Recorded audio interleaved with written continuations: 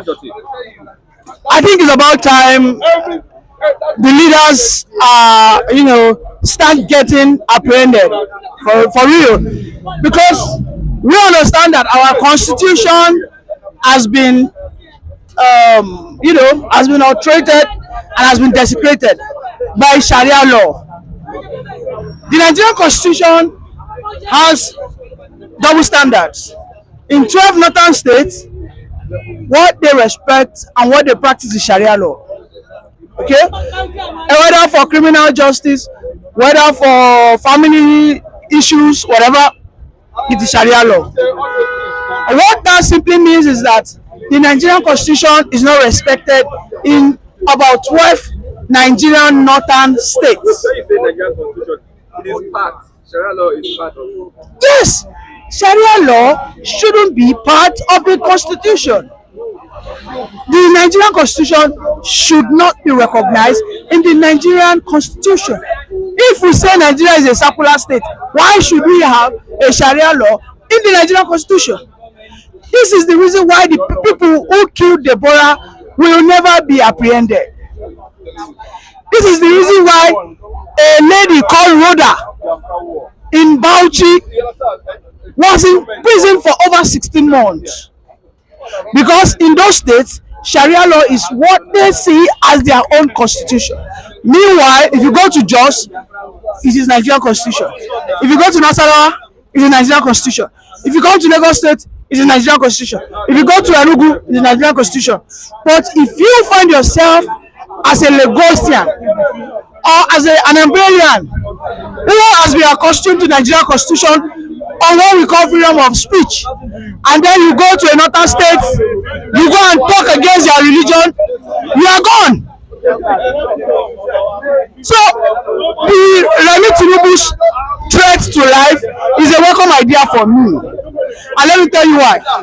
Until the leaders are being threatened before they see and find a need to rejig and restructure our constitution. For me, I am advising Remi Tinubu to go to a northern state today. I want to see if she will come back with a head or she will come back headless. Because they are aware. Matawale just on Monday said nobody should speak against Tinubu and the presidency. But just yesterday, and afar from his neighboring states, a cleric who could possibly be from Zamfara or Katsina said a word, an abominable word against the wife of the president. Why has Matawale not picked up that man? Because they are what? Because they are both proponent of Sharia law. Sharia law emanated from Zamfara under Yerima when Yerima got wedded to a, I think, 12-year-old girl. That was the reason why he started pushing for Sharia law, and then that was supported by Obasanjo. So for me, if one of them does not get killed, if some of them does not get beheaded, they will not see a reason to say, oh no, we shouldn't be having two laws. This is the reason why the Muslim Northerners are so emboldened. They will tell you that Nigeria is our own. In the Nigerian army, you have more Muslims than Christians. Go and fact check. In the Nigerian Air Force, you have more Muslims than Christians. In fact, you have more Northerners in the Nigerian army than Southerners. Majority of them are Muslims. Your constitution is supporting Sharia law. Is your constitution supporting Christendom? Is your constitution supporting any biblical doctrine? Your constitution supports Sharia law. The Christian leaders should speak now. They will not speak because they are all toothless. And they are spineless. Leave the religious leaders. What about the Christian legislators? What about the Christian legislators in that National Assembly? What is their job? So for me, I think something drastic needs to happen for Nigeria to have that paradigm shift that you and I crave for. This allegation that government received 30 billion. Who do we believe? Is it Akpabio or Makinde? Well, the opaqueness in the Nigerian governance system is incredulous. Listen, in a Senate climb, you will have like a billboard, in literal terms, by the way. There will be a portal everybody will go to see, oh, this is the inflow to my state. In fact, your curiosity is awakened, then you have that every good sense of judgment to ask your governor good questions. What happens? Akpabio came out and gave this is a nebulous statement. He gave a nebulous statement. Where is fact to back up that statement? As a third citizen of the country. Listen. Akpabio is someone who is on couch. Don't forget, he is the he's the generator of the word prayer sent to me, right? We know what that means. So Akpabio's mouth, I think he's suffering from what we call diarrhea of the mouth. I can't recall the word, but he's suffering from what we call diarrhea of the mouth. He speaks uncouth, uncultured. So, he should bring out more facts. Seyi Makinde has spoken. Seyi Makinde is one of the most performing governors in Nigeria today. And I would believe in him more than Akpabio. But if Akpabio is serious, then he should release the fact.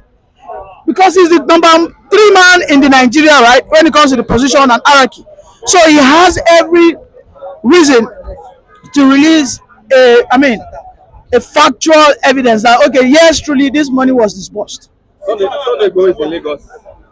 In Nigeria for his mother's burial. Last time I checked, the DSS were after him. Well, Sunday Igboho has been vindicated, right? He has been released by the Federal High Court of the Nigerian Republic. So I think the next thing that concerns me now is to have a fair judgment regarding Nnamdi Kanu. If Nnamdi Kanu is going to be in prison, let him be in prison. If he's going to be released, let him be released. They don't have any reason to keep holding him in detention for over 2 years now. There's no reason. What has Nnamdi Kanu done? If it is a treasonable offense, then charge him as due and let him go serve his time, so that in the next due time he will be released. There's no reason why they should keep him. And if he's to be released, then so be it. Everybody is frustrated, and everybody cannot be guided on how to alter their grievances. Many people are hungry. People are frustrated. So the government should be fair when it comes to the rule of law. Okay, lastly, DSS wants NLC not to embark on any. I think DSS should just shut up. DSS should not be seen as a tool that we use against the abuse of human rights. It is a Nigerian civic duty to go out and protest. It doesn't matter in any form of your protest, you have every right. The only thing is, don't go into a violent protest. The DSS should not advise the people on how they will contain their hardship. If the DSS is advising people and they are saying that everybody should come and take 1 million, of course people will listen to them. But the DSS is only tweeting nonsense, advising people, not admonishing people why people are hungry. I think Nigerians are being too quiet and they are being taken for a ride. Nigerians are too patient and they have been deemed to be foolish. In Senate claims, we saw what the farmers did in France. Farmers took feces, shit, human feces. They took it to government houses. They were pouring it on their government gates. Why didn't the French and the German security and forces go and arrest the farmers? So I think the DSS, they need to understand that this is a civilian rule. It is not a military rule. So enough of that nonsense whereby they try to bully people and harm twist people. Okay, thank you. Welcome. The fact still remains that it is a foul language, and we are not going to take that. It's just seeing a Christian, in between two Muslims. The president is a Muslim, the vice president is a Muslim, the wife is a Christian. So they are seeing it as haram, and that is why they are saying that they will cut off the head of the wife of the president. I think by now that very cleric should be arrested and questioned by the DSS. It can never. Nigeria is a secular nation. It's a secular nation. Yes, and everybody has his own right to worship whatever he want to worship. Nigeria is a free society. You know, where you feel that your own type of God is okay for you. You go ahead. You understand? So that is how it is, and most of these things are being propagated in the mosque. Most of these people are being radicalized in the mosque. Most of these statements are being, incubated, among the followers of Islam inside the mosque. That's why they are being radicalized. These statements are. That's why the northern leaders themselves to sit down and define and know actually whether it is what Islam is all about.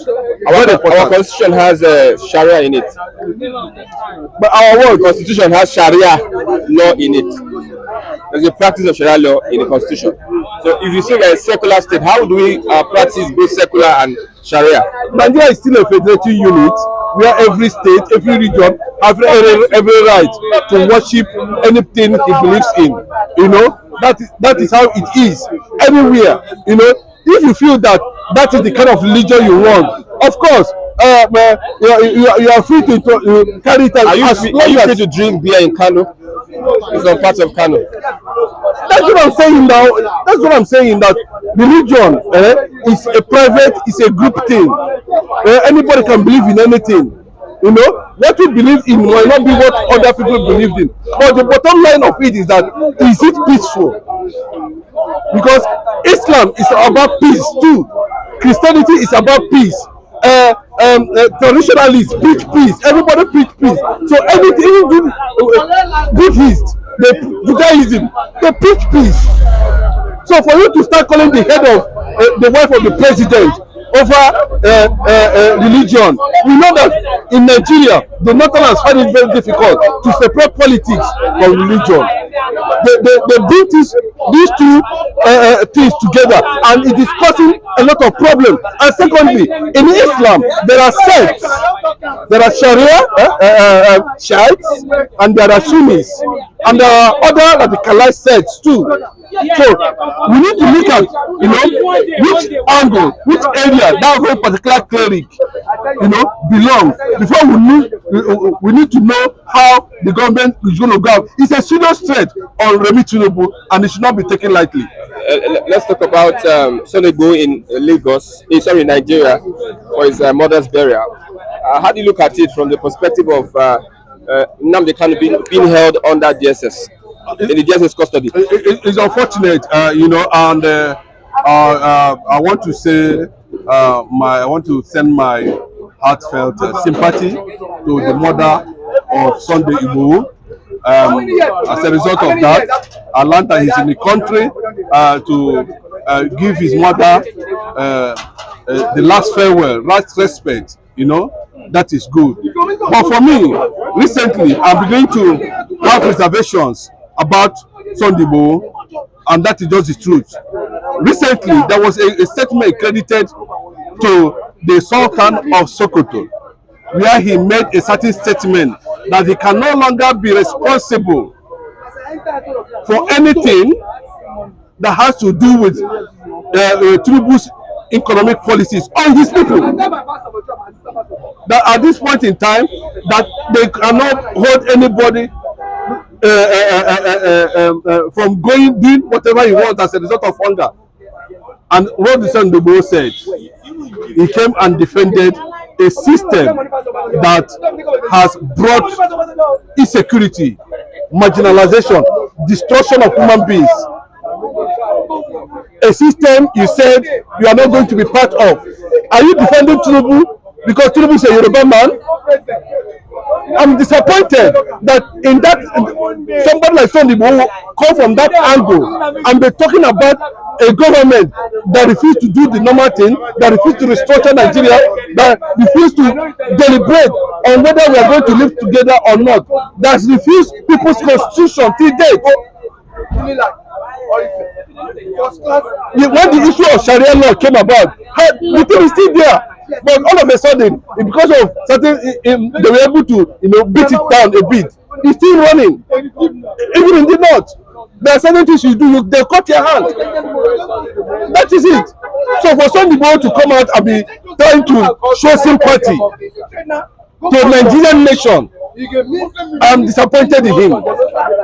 Yes, he should be focused. This is not a child's play. Is he not reading the happenings around the world?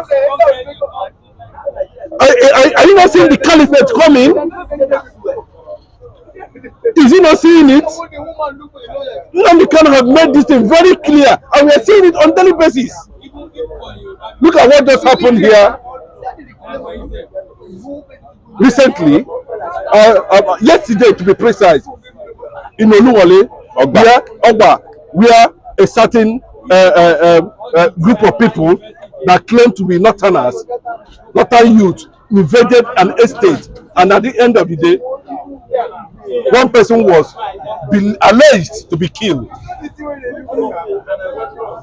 in Lagos State. And these are tendencies of the jihadists. These are tendencies of the jihad movement. These are tendencies of the Fulanis. These are foot soldiers everywhere. They have cells in Lagos. And the world is not seeing those things because of what? So you do not believe in Oduduwa. You do not believe in restructuring. You do not believe in defense of your own people. These people has looted Nigeria for years.